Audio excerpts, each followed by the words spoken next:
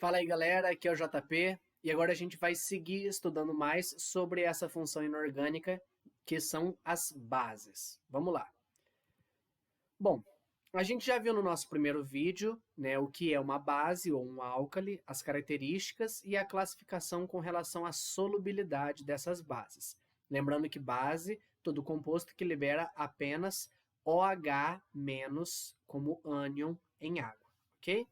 Como assim força das bases? A gente tinha visto lá a força dos nossos ácidos, né? Classificar em ácido forte, fraco, moderado, e agora a gente vai classificar a base no mesmo sentido. Essa classificação da força está intimamente relacionada com a solubilidade. Por quê? Quanto mais solúvel for, mais fácil vai ser de ocorrer essa liberação. Por quê?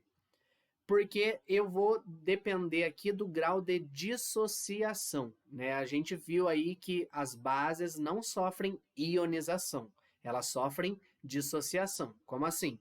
Eu já tenho íon e quando eu coloco em água, esse íon se separa, tá certo? Só que quanto mais solúvel uma base for, mais fácil para ela vai ser se separar desse íon que já tem, né? Separar esses íons que já estão presentes.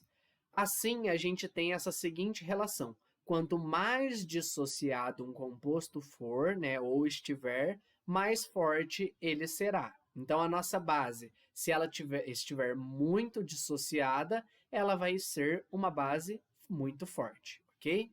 Além disso, classificar aqui entre bases fortes e fracas, ajuda também a gente a entender aí um pouco dos riscos, ok? Porque as bases fortes tendem a ser mais prejudiciais para a nossa saúde, no sentido de causar queimadura, de serem cáusticas, ok? Elas podem ser tão corrosivas quanto certos ácidos, ok?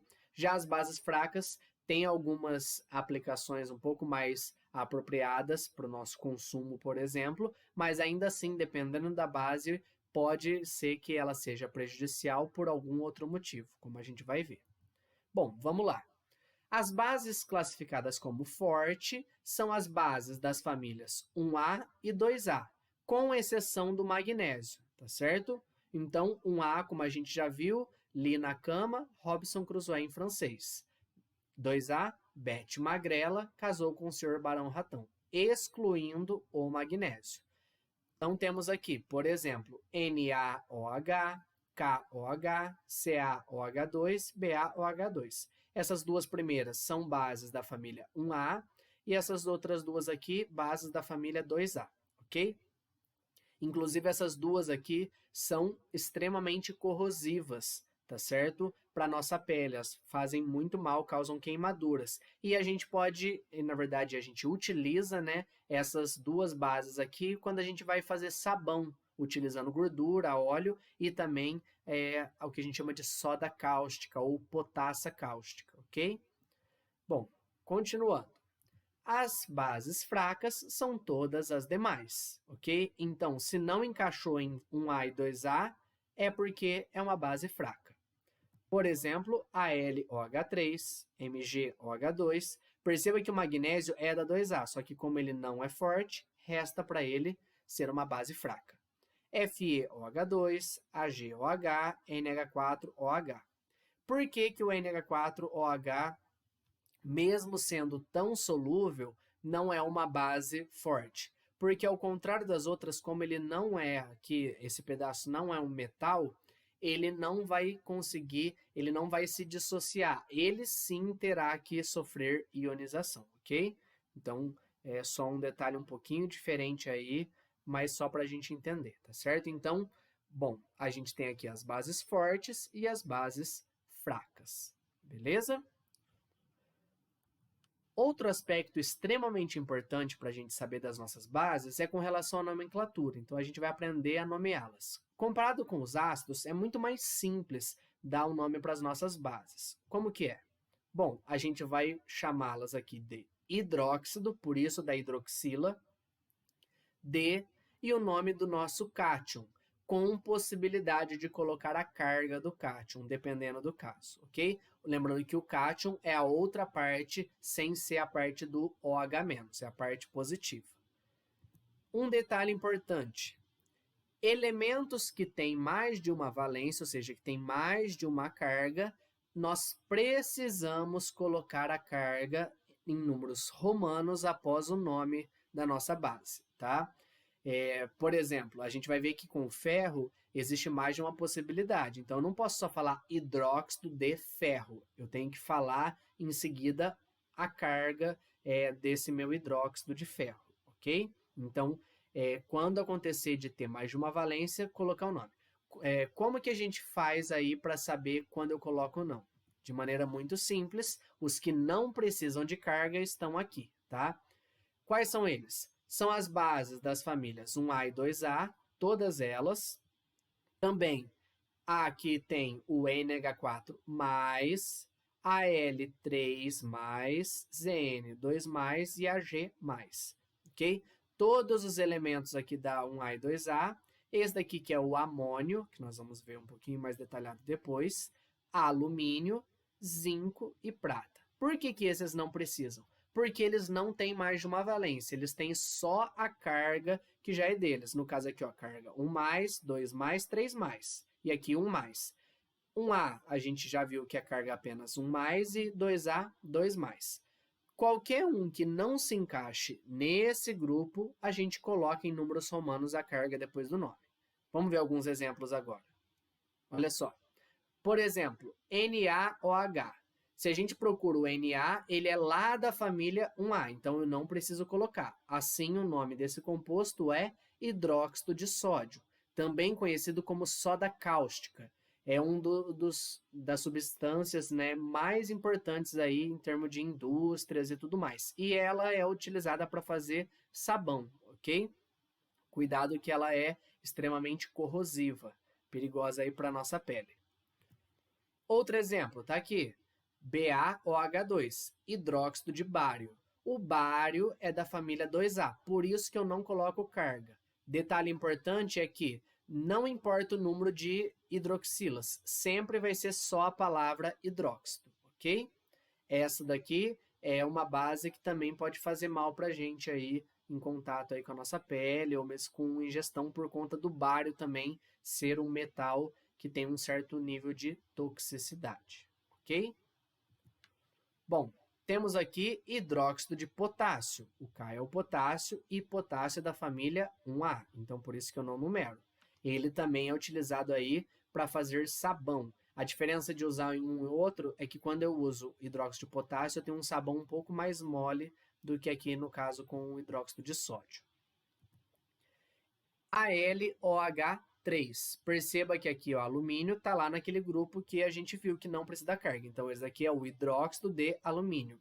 Ele é utilizado como um dos remédios para o tratamento de acidez estomacal. Quando você tem uma azia estomacal, né, a acidez está muito forte, você toma aí um dos possíveis remédios, é o que a gente chama de uma suspensão disso. Por que suspensão? Essa base é pouco solúvel em água, por isso que muitos remédios eles pedem que você agite antes de ingerir, porque você, ao agitar, mistura um pouco melhor e já toma. Se você só tomar aquele líquido por cima, não vai adiantar, porque parte do remédio vai estar embaixo. É o caso aqui com o hidróxido de alumínio, ok? Bom, a gente tem também o hidróxido de ferro 3. Perceba que o ferro não pertence àquele grupo, então a gente precisa numerar. A carga do ferro aqui, como a gente já viu lá no nosso primeiro vídeo, é exatamente o número que está aqui embaixo. Então, uma forma bem simplificada é colocar hidróxido de ferro, né, o nome do elemento, e depois colocar esse número pequenininho em números romanos, hidróxido de ferro 3, ok? Esse daqui é um dos produtos que quando o ferro enferruja, né, em contato com a água, pode ser formado, tá? Que isso daqui tem uma coloração aí avermelhada, então por isso que quando enferruja, né, uma esponja de aço, por exemplo, enferruja em cima da pia, ela fica com aquela cor avermelhada, porque ela sai de ferro metálico, que tem aquela cor metálica, para cor avermelhada, tá aqui, ok? Se a gente tem o hidróxido de ferro 3, a gente também vai ter o hidróxido de ferro 2, ok? Então, perceba que eu tenho aí ferro com duas valências diferentes. Aqui ele é ferro 3+, aqui ele é ferro 2+. Por isso que a gente tem que diferenciar. Esses aqui em cima não tinham mais de uma possibilidade. Vocês não precisam saber quais são as possibilidades para um elemento, só precisa saber o jeito de dar o nome. Então, assim, não me interessa se tem ferro 4 ou ferro 1, se tem outros valores. Na verdade, não tem, mas não interessaria para a gente. Por quê? Você só tem que saber dar o nome e depois analisar qual a carga daquele que foi pedido, ok? Aqui a gente tem hidróxido de prata. Perceba que eu não preciso numerar porque a prata, a G, está naquele grupo que eu não numero. Aqui nós temos hidróxido de chumbo 4. Okay? O chumbo não está naquele grupo, então por isso que eu coloquei a carga aqui na frente. Tá? É o valor que está aqui do hidróxido. Bom, um detalhe interessante, né? Eu falei que as bases, em geral, as bases fortes são corrosivas e podem fazer mal. Mas, por exemplo, o hidróxido de chumbo 4 não é uma base forte, mas ainda assim ele pode fazer mal se a gente ingerir, porque na sua composição ele tem chumbo, e chumbo é um metal pesado que pode causar vários problemas aí neurotóxicos para o nosso corpo, ou mesmo problemas do funcionamento de alguns órgãos, entenderam? Então, assim, associar só a ser forte ou fraco a ser prejudicial para a saúde não é uma boa coisa, tá? A gente pode ter casos aí um pouquinho diferentes, como é o caso dele. Também aqui, outro exemplo. Perceba que o cobre não está naquele grupo, então por isso que eu coloco aqui, ó, hidróxido de cobre 2, ok? Também vai existir o hidróxido de cobre 1. Perceba que quando não aparece número nenhum no OH é porque é 1, então a carga dele é 1+, ok? Por isso que eu coloquei o número 1 aqui. Também o hidróxido de cálcio, agora que eu já não coloquei porque o cálcio da família 2A não precisa, ok? Esse hidróxido de cálcio tem várias aplicações no sentido de ser utilizado para correção do pH de um solo que está ácido. Também eles usam, pode usar no tratamento da água, né, numa das etapas do tratamento da água, ou também aí na construção civil, tá? É o que a gente chama de cal hidratada, é esse CaOH2, ok? E aí, mais um exemplo, o hidróxido de césio. Perceba que eu não coloco a carga no césio, mesmo sendo um elemento um pouco mais diferente, mas é porque o césio é da família 1A. Uma outra aí que a gente viu lá para trás, que assim como o hidróxido de alumínio é muito utilizado para a questão para tratar o excesso da acidez estomacal, é o hidróxido de magnésio, que é o MgOH2, tá? Ele é vendido como leite de magnésia.